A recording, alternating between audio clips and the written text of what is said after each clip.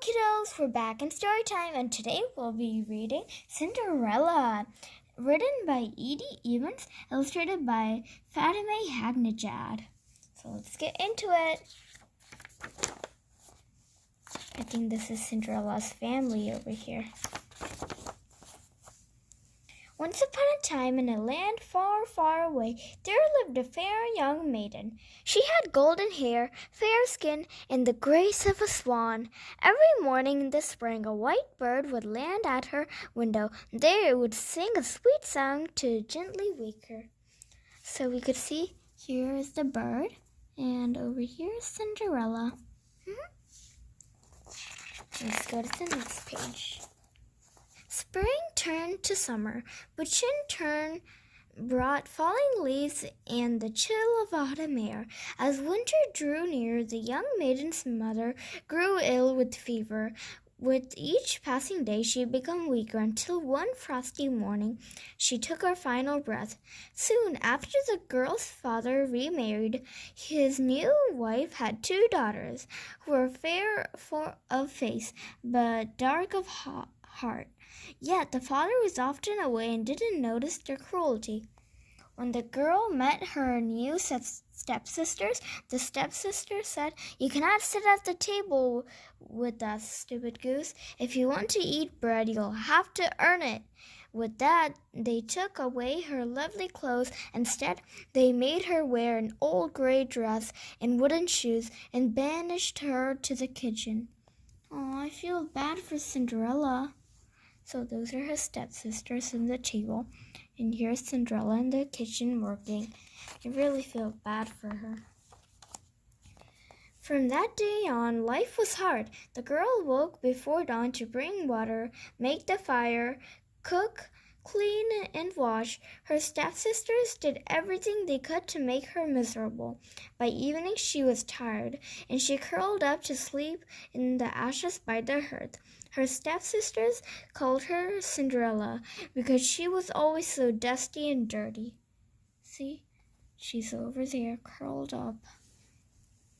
One day her father was going to the fair. He asked his daughters what they would like him to buy. "A beautiful gown," said the eldest stepsister. "A lovely ring," added the other. "Please, I want nothing more than the first twig that brushes you on your way home," said Cinderella. Cinderella's father brought dresses and jewels for the stepsisters. On his return, he brushed against the twig of a tree. He brought it home for Cinderella. See? Their dad is getting a twig from the tree for Cinderella. Cinderella went to her mother's grave and planted the twig. She wept so much that her tears watered the twig. Soon it grew into a large tree. Whenever Cinderella visited the tree, she would make a wish to hear a song. The white bird would appear and sing to her. That's the same white bird that sang to her by sitting in the window at the morning. That's Cinderella, and she's in her mother's grave. And that's the twig she planted. Such a big tree now. All right, next page. Several years passed. Then came an announcement from the king. A ball would be held to find a wife for the prince. Every maiden in the land was invited. The stepsisters made Cinderella help them dress and comb their hair. Cinderella begged her stepmother to let her also attend. "No, you're covered in ash and you have no nice clothes," she spat. Cinderella wept. The stepsisters laughed on their way out of the door to the ball. See, the stepsisters are really laughing. And look, Cinderella's really sad over there. Next page. Cinderella ran to her mother's grave. She sat down under the tree and cried out, "Shake and quiver, little tree. Throw gold and silver down to me." The white bird appeared, throwing down a silver dress and golden slippers. Then the bird warned, "Gold and silver, time will pass. By midnight, riches turn to ash." Look at her in the beautiful dress and the beautiful slippers. Cinderella dressed and ran to the ball. She was so clean and beautiful that even her stepsisters did not recognize her. At the ball, the prince danced with every maiden. When Cinderella appeared, he was taken with her beauty. "You will be my only dance partner from now on," he declared. Oh, wow. See, they're dancing. Next page.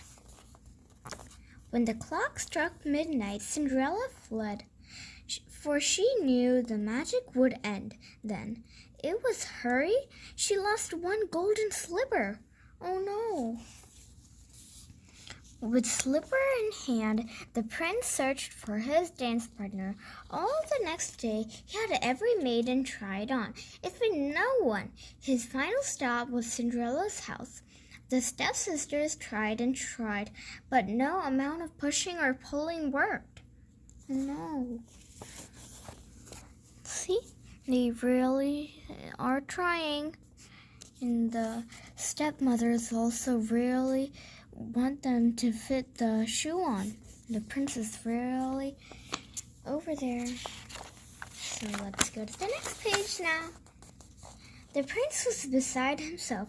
"Is there no other?" he cried. Just then he saw Cinderella sweeping the hearth. "Who is she?" he asked. "That's just the maid. Pay her no mind," replied the stepmother. Ignoring her, the prince insisted that Cinderella try on the slipper. It fit perfectly. When Cinderella stood up and looked into the prince's eyes, he knew she was his dance partner. "You're the one, I seek," he declared. The prince and Cinderella married and lived happily ever after. And the stepsisters, they lived unhappily ever after, just as they deserved. That's pretty good for the stepsisters.